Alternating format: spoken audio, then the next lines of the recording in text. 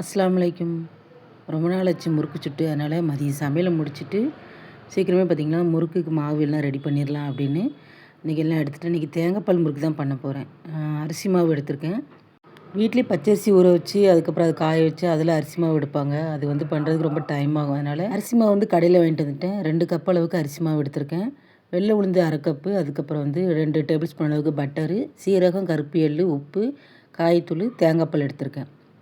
இதில் வந்து உளுந்தை மட்டும் நம்ம வறுக்க போகிறோம். மீதி எதையும் வறுக்க வேண்டிய அவசியம் இல்லை. மீடியமான ஹீட்டில் வச்சுட்டு உளுந்து வந்து கலர் மாறக்கூடாது. எல்லா பக்கமும் நல்லா சூடு வரணும். அதுக்கப்புறம் நல்லா ஆறுனதுக்கப்புறம் மிக்சியில் நல்லா பவுட்ரு பண்ணி எடுத்துக்க வேண்டியதுதான். அரிசி மாவு வந்து இந்த பாக்கெட் தான் வாங்கியிருந்தேன். இது எல்லா கடையிலையும் கிடைக்கும். இந்த மாவு தான் நான் வந்து யூஸ் பண்ணியிருக்கேன். இந்த மாவு ஜலிக்கலாம் இல்லை, நல்லா சுத்தமாக தான் இருந்துச்சு. அதனால் 2 கப் அளவு எடுத்திருக்கேன். இப்போ வந்து வறுத்த உளுந்தை வந்து நல்லா மிக்சியில் பவுட்ரு பண்ணிட்டேன். இது வந்து கரெக்டாக 1/2 கப் அளவு வந்துச்சு.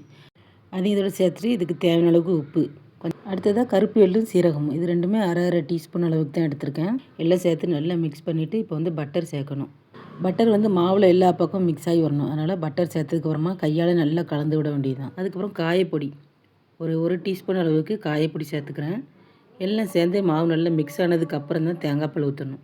தேங்காய்பால் எவ்வளோ எடுத்தேன் அப்படின்னா 2 கப் அளவுக்கு மாவு அப்படின்னா 2.5 கப் அளவுக்கு தேங்காய்பால். ரொம்ப கெட்டியான எடுக்கல, கொஞ்சம் தண்ணி மிக்ஸ் பண்ணியிருக்கேன். வேணா பார்த்துக்கலாம் அப்படின்னு. ஏன்னா மாவு கொஞ்சம் தண்ணி இழுக்கும், அதனால் கூட 1/2 கப் அளவு சேர்த்துருக்கேன். இது எல்லாத்தையும் நல்லா மிக்ஸ் பண்ணி மாவு வந்து ஒரு 10 நிமிஷம் ஊற வச்சுட்டா போதும். அதுக்கப்புறம் மாவுக்கு தேவையான பொருள் எல்லாத்தையும் ரெடி பண்ணிவிட்டு மாவு புழிஞ்சிட்டு சுடுறதுக்கு டைம் வந்து கரெக்டாக இருக்கும். நல்ல ஒரு 2 சுற்று தான் சுற்றினேன். சின்ன சின்ன முறுக்காக தான் போட்டு எடுத்துருந்தேன். ஃபஸ்ட் டைம் போடும்போது கொஞ்சம் பெரிய முறுக்காக போட்டுட்டேன்.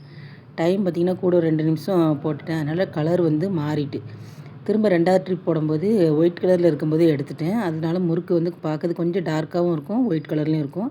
ஆனால் 2 முறுக்குமே சாப்பிடும்போது டேஸ்ட் நல்லா தான் இருந்துச்சு. கலர் கொஞ்சம் மாறினதுனால அது கசப்பாக இருக்குமோன்னு பார்த்தேன்.